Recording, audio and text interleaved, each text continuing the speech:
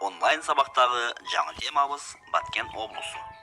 Сабақтың мақсаты оқушылар Баткен облысының жайгашуусун, калкы жана чарбачылыгы жөнүндө билишет. Административдик бөлүнүшү шаарлар боюнча маалымат алып, билимин өстүрүшөт.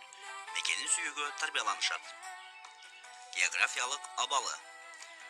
Баткен облусу Кыргызстандын четки түштүк батышында жайгашып, түндүгүнөн Өзбекстан, түштүгүнөн жана батышынан Тажикстан, ал эми чыгышынан Ош облусу менен чектешет. Аянты 17.000 чарчы километр. Эң бийик жери Тилбе чокусу.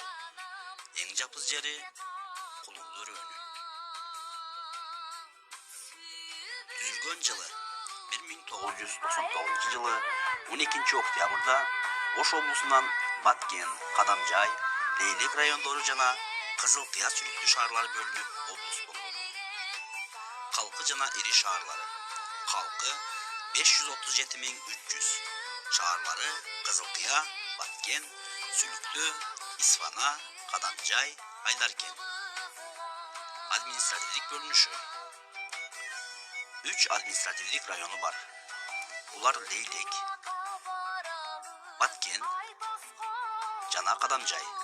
Астында түзүлгөн жылдары берилген.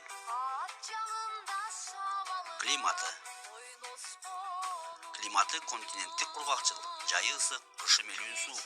2500 метр бийиктикке чейинки аймактарда кышкы температура -6,9 градус Цельсий, жайкы температура +25,3 градус Цельсийге чейин. Ички суулары. Агын суулары Сырдарыянын алабына кирет. Дарыялары Сох, Шаймерден, Исфайрамсай, Исфара, Исфана, Кожо Бакырган сай, Ак суу, көлдөрү Тегирмеч, Кезар, Түз Ашуу, Курманкөл, Аугул, Каракөл катта. Өнөр жайы. Түстүү металлургия, Кадамжайдагы сурма жана Айдаркендеги сымап комбинаттары. Отун өнөр жайы.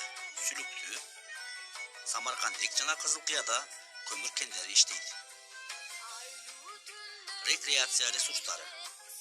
Сейрек кездешүүчү айгүл гүлү өскөн айгүл тоо, кооз жайлоолору, мөлтүр булактары, Дара, Зардалы, Кожошкан, Ысык Дары булактары бар. Белгилүү инсандары. Полотхан,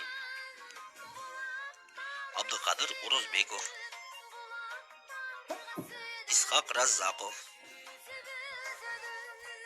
Абсамат Масалиев, Тургунбай Садыков,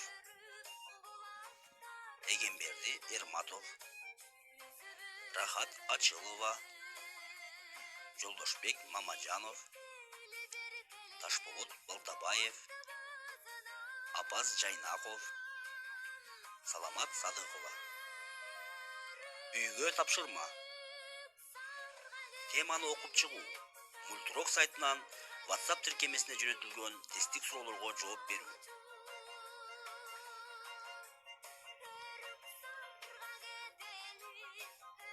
Көңүл бурганыңыздарга рахмат.